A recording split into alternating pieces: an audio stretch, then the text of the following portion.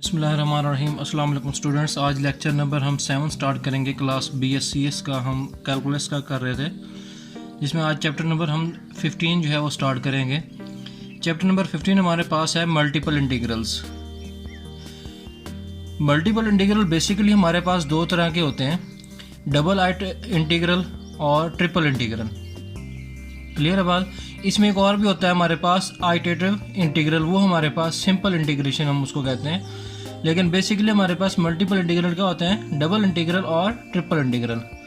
ये इसकी हम डेफिनेशन जो है आपने बुक से कर लेना। ये फार्मूला मैं आपको बता रहा हूँ कि हमारे पास डबल इंटीग्रल क्या होता है। आपके इस सिलेबस में जो है वो ट्रिपल इंटीग्रल नहीं है, जस्ट फिलहाल आपके पास डबल इंटीग्रल के बारे में है। तो ये हमारे पास होता है बेसिकली डबल इंटीग्रल आर। ये आर हमारे पास कोई रीजन है, उसमें आपके पास है function f of x y d x d y is equal to limit n approaches to infinity summation i is equal to 1 to n f of x i y i del x i del y i.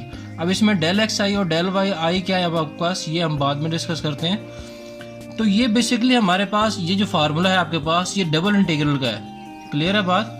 अब ये जो हमारे पास होता है limit n approaches to infinity, ये basically हमारे पास वॉल्यूम होता है। क्या होता है हमारे पास, वॉल्यूम। अब यहाँ से हमारे पास के डबल इंटीग्रल, आपके बुक के अंदर हेडिंग भी होगी कि double integral as a volume. तो डबल इंटीग्रल को हम एज अ वॉल्यूम भी काउंट करते हैं। 3D स्पेस मीन्स कि एक हमारे पास प्लेन होता है एक्स वाई जी, वो हमारे पास उसको कहते हैं हम 3D। क्लियर है बात। अब इसमें जो हमारे पास को रिमार्क्स हैं आपके पास कि डबल इंटीग्रल हमारे पास क्या करता है कि gives the volume under the surface.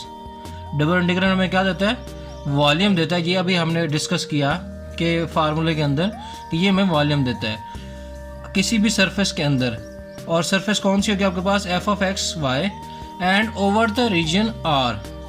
अब यहाँ पे देखें हमारे पास कि ये आपके पास एक्स वाई और जी प्लेन है। क्लियर है बात। अब ये इसको आप वाई कहते हैं, ये आपके पास जी है। ये आपके पास लेट्स सपोज एक प्लेन है एक्स वाई प्लेन, और इस पे आपने कोई भी एक रीजन ले लिया और इसको एक सब रीजन में डिवाइड कर दिया।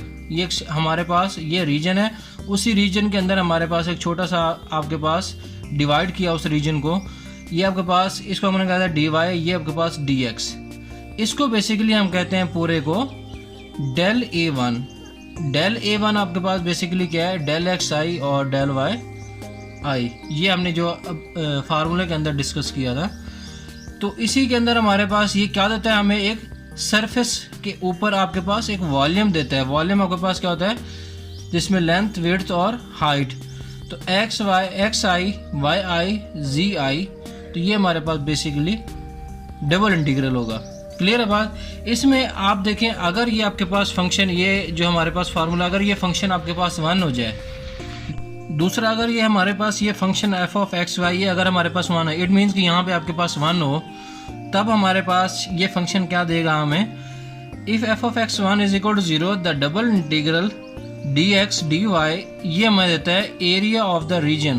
क्या हमें देता है, एरिया ऑफ द रीजन। अगर आपके पास ये फंक्शन यहाँ पे 1 हो तब ये आपके पास कहलाएगा उसी रीजन का एरिया हमें देगा।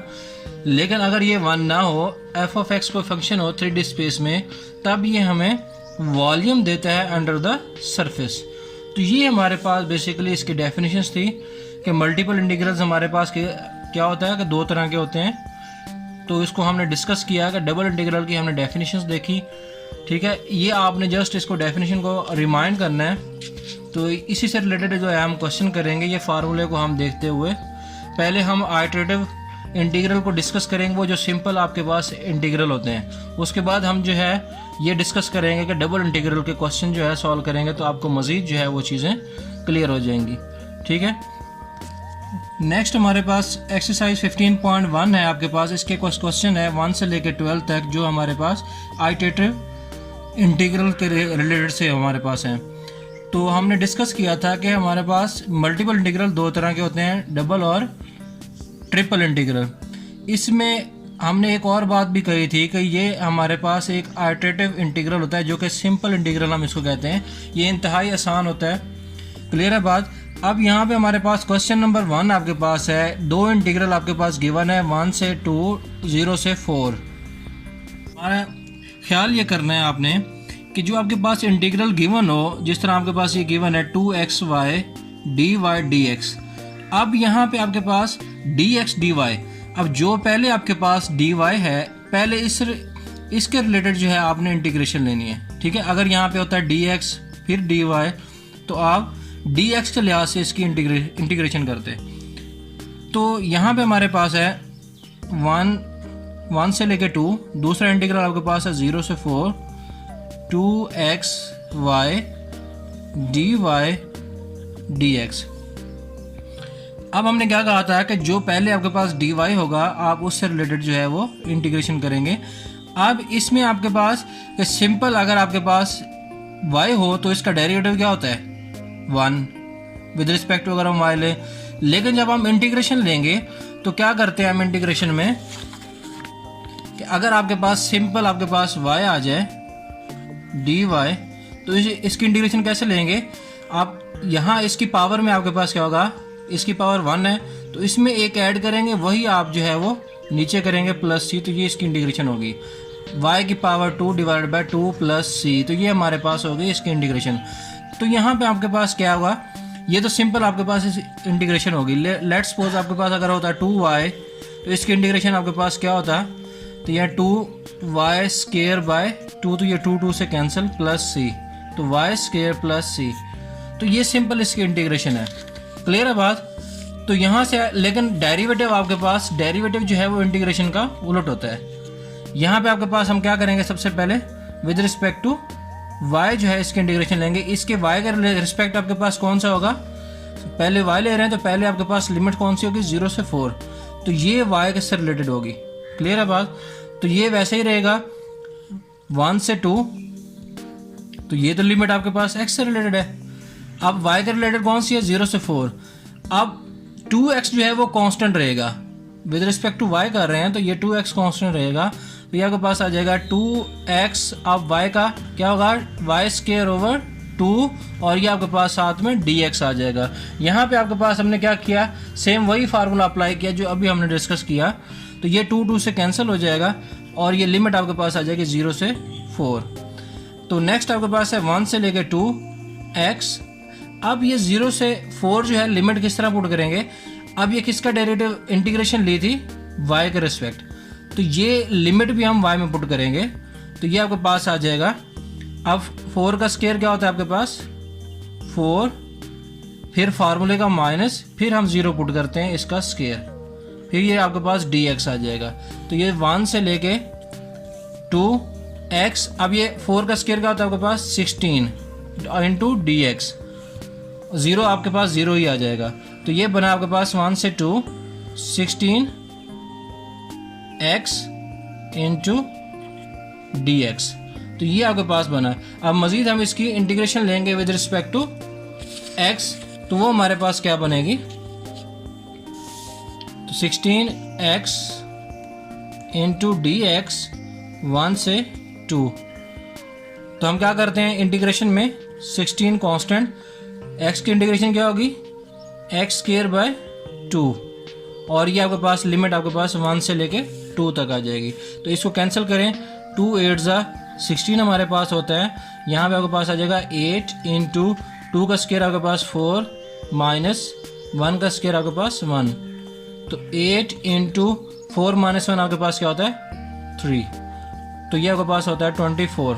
तो ये इसका आंसर आपके पास आ जाएगा कौन सा, क्वेश्चन नंबर 1 का 1 से लेके 2 0 से 4 2xy dy dx। इसको हम बोलते हैं आइटरेटिव इंटीग्रल।